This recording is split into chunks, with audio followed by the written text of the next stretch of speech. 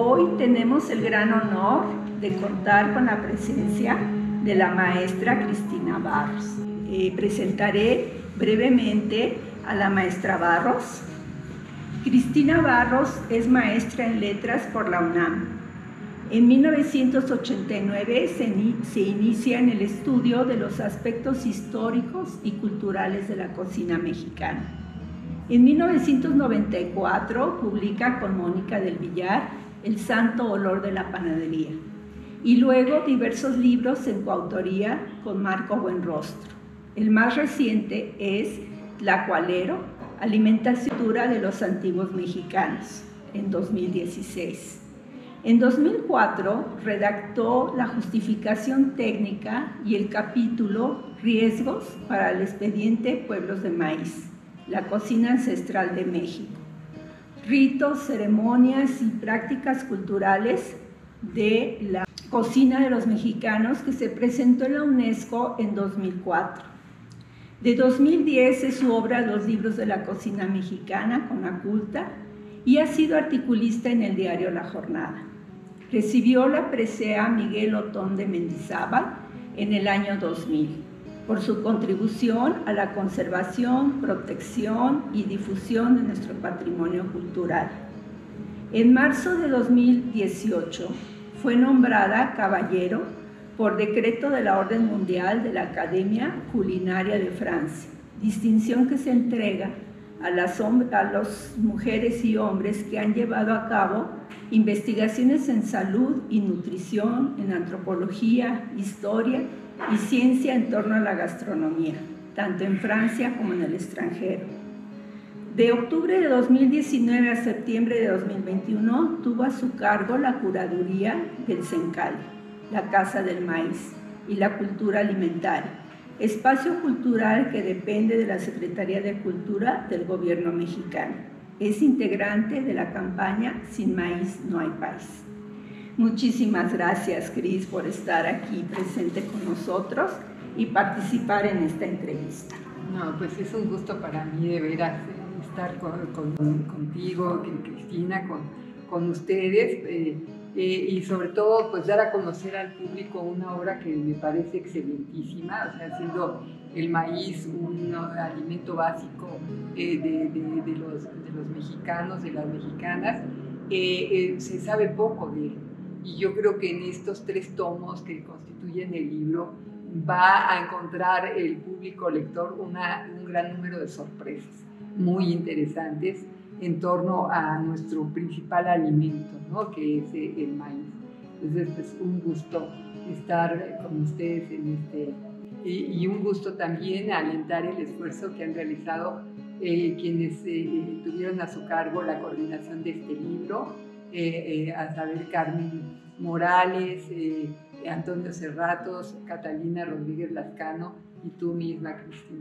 Una de las preguntas que vendría, ¿cuál es el papel de la milpa en la alimentación? ¿Y en qué consiste la milpa? Pues este es un tema que tú misma has trabajado por años de la vida y yo he aprendido muchísimo de tus trabajos. Pues la milpa es una forma, es una técnica agrícola realmente interesante y una aportación de México al mundo. Se considera que es, junto con la chimoltrufia,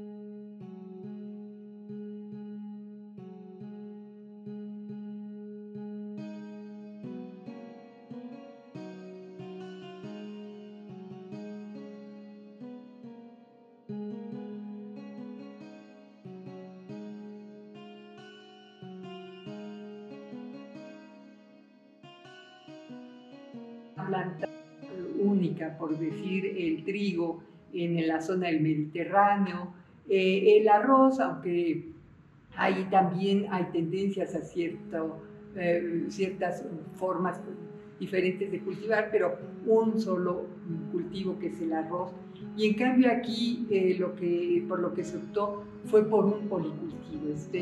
El eje de la milpa desde luego es el maíz, pero alrededor del maíz hay otras plantas muy importantes. Se ha hablado de la cuarteta de la milpa, que serían pues maíz, frijol, chile y calabaza, pero ahí hay que agregar desde luego los quelites, que son plantas fundamentales, algunas de las cuales digamos son toleradas por el campesino, otras son inducidas por los mismos campesinos, y en general son plantas que no son consideradas malezas, sino productos alimenticios.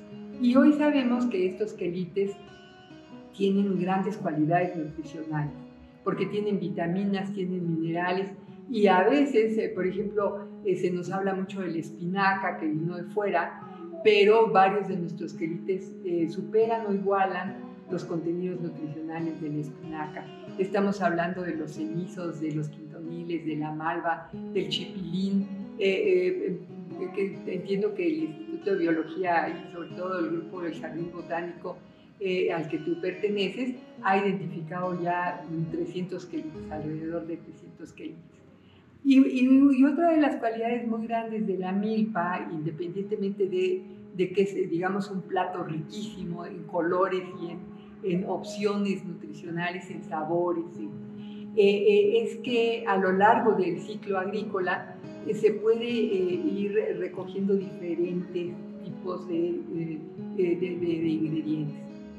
Es decir, cuando está apenas creciendo la mata del maíz, cuando ya tiene una altura considerable, pero ni siquiera han apuntado los frutos, las hojas mismas de la planta sirven para envolver quesos, para envolver otros alimentos y también para envolver tamales, ¿no? Como las corundas, por ejemplo.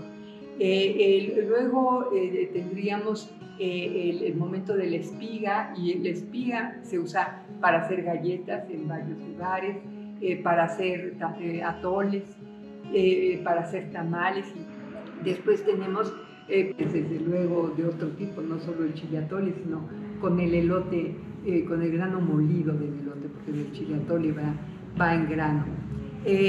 Después el elote madura y convierte en mazorca, y al convertirse en mazorca, pues hay un punto digamos, casi de total madurez, que se llama camagua en algunas partes de México, y con eso se hacen tlaxcales, que son unas especies de gorditas. Uy, y entonces, ay, sí, son deliciosas, porque me encanta cómo la consistencia de ese punto del maíz, ¿no? Es una consistencia muy especial.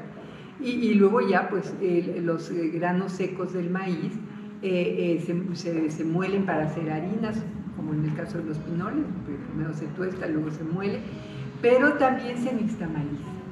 Las hojas del elote se usan para envolver tamales, las hojas de la mazorca lo mismo, también para hacer algunas artesanías.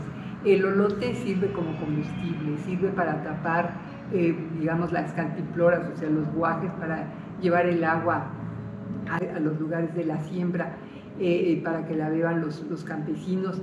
Los cabellitos del elote, pues, son un diurético muy reconocido, ¿no? por sus cualidades. En fin, que tenemos allí una cantidad de aprovechamientos.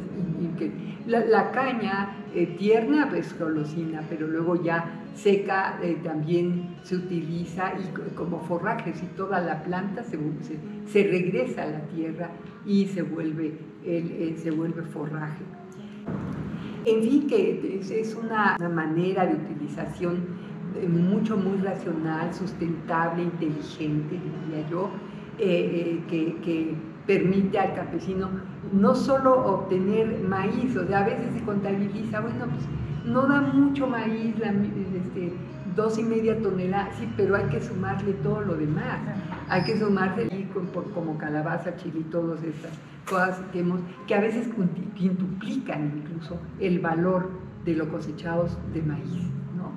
Podríamos seguir también en cuanto a la parte agrícola propiamente dicha, es decir, cómo unas plantas y otras se apoyan entre sí, cómo el maíz crece verticalmente, pero la calabaza se extiende, produce una sombra en los suelos que impide que arbences, o sea, malezas no deseadas, proliferen, pero además cubre para que la humedad se preserve, y el frijol pues se enreda en la caña. Hay de veras inteligencia, conocimiento, sabiduría de cientos de años, que a veces no se comprende bien, pero que desde mi punto de vista es admirable. Claro, sí. Oye, Cris, y entonces me surge la pregunta, ¿todas las milpas son iguales en México? Buena pregunta. Dice un campesino en Chiapas, la milpa es como mi plato, yo siembro en ella lo que me quiero comer, ¿no? Y realmente, digamos que cada milpa es como la cocina tradicional de esa región del país. O sea, no olvidemos que México pues, es el quinto país en biodiversidad en el mundo, ¿no? Solo hay 12 o 14 países megadiversos, México es uno de ellos y en esa lista está en quinto lugar. Eso quiere decir que tenemos una cantidad enorme de paisajes, ¿no? De ecosistemas. Pues tenemos costa, tenemos alturas de más de 3.000 metros, tenemos suelos semiáridos, selva, una gama inmensa. Y a cada una de estas regiones corresponde una milpa distinta, ¿no? O sea, la milpa que siembran los rarámuris en las orillas de las barrancas de la serranía van a ser muy distintas de una milpa que se siembra en la zona del sudeste maya, ¿no? O de una milpa sembrada en la zona purépecha, en el Ecuador maya, pues van a estar presentes los ibes, que son un tipo de frijol que es el que ellos consumen. Va a estar también el camote, la yuca, más recientemente sandía, melón. Silvia Terán pues empezó estudios en los 80s sobre eso y bueno, la cantidad de plantas que localiza en la milpa maya pues es impresionante, ¿no? Y tú misma pues en los trabajos que se han hecho en la Sierra Norte de Puebla nos hablas de hasta 60 plantas diferentes, entre plantas, hemos hablado de las alimenticias, pero no hemos hablado de las medicinales, sí. No hemos hablado también de las de ornato. Hay milpas, eso a mí me emociona mucho porque hay milpas que van como acordes con el ciclo festivo de la propia milpa, y entonces el cempasúchil pues va a llegar al final, al momento de la cosecha, casi para días de muertos, ¿no? Entonces tiene como esta doble función ahí en que la parte ceremonial está presente en la milpa. Bueno, pues nos has mostrado la enorme diversidad de productos que se pueden obtener y a veces en un espacio muy pequeño, y cómo toda esta combinación, ese es algo muy importante en la dieta, ¿no, Cris?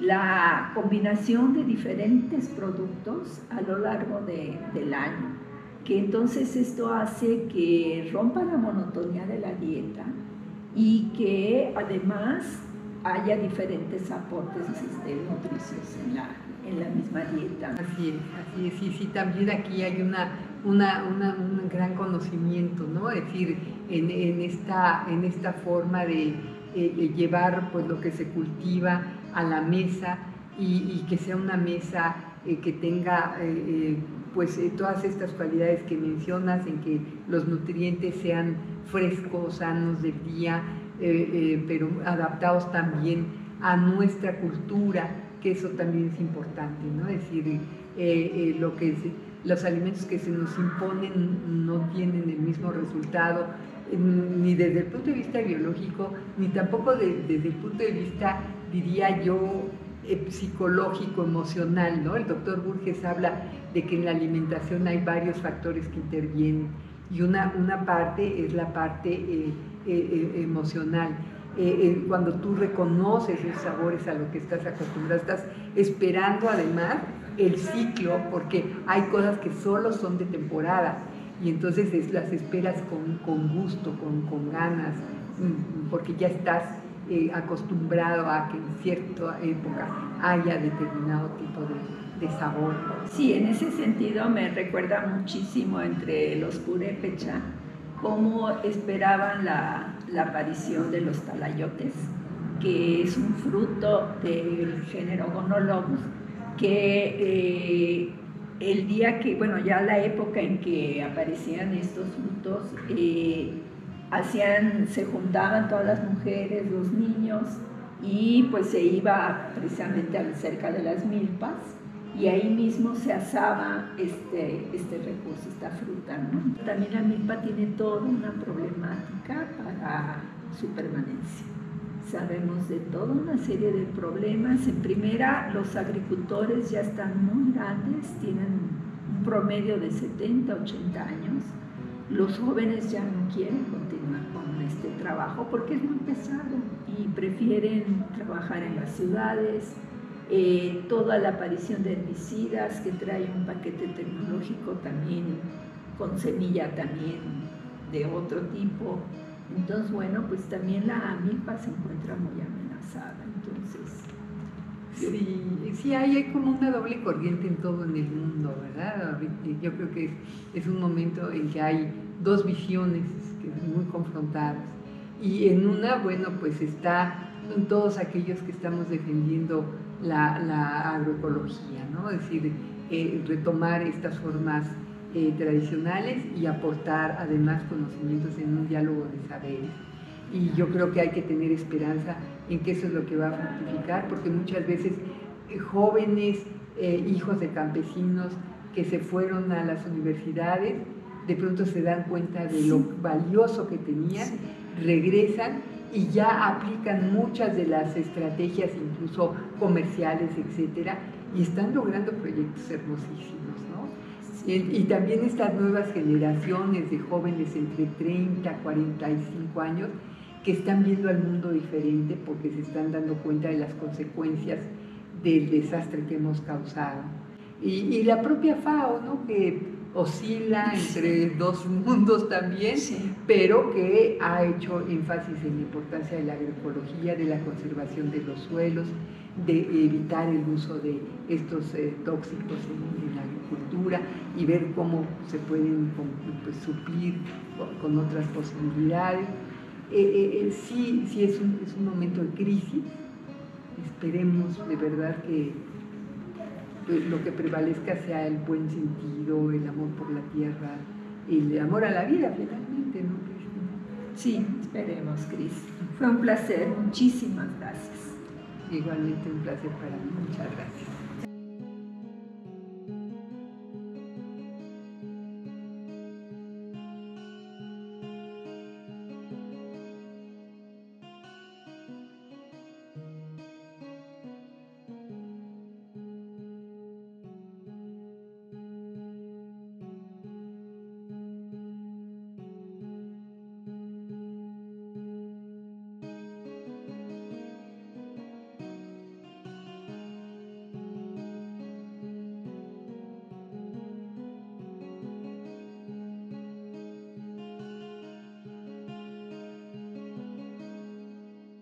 Instituto Nacional de Antropología e Historia. Secretaría de Cultura.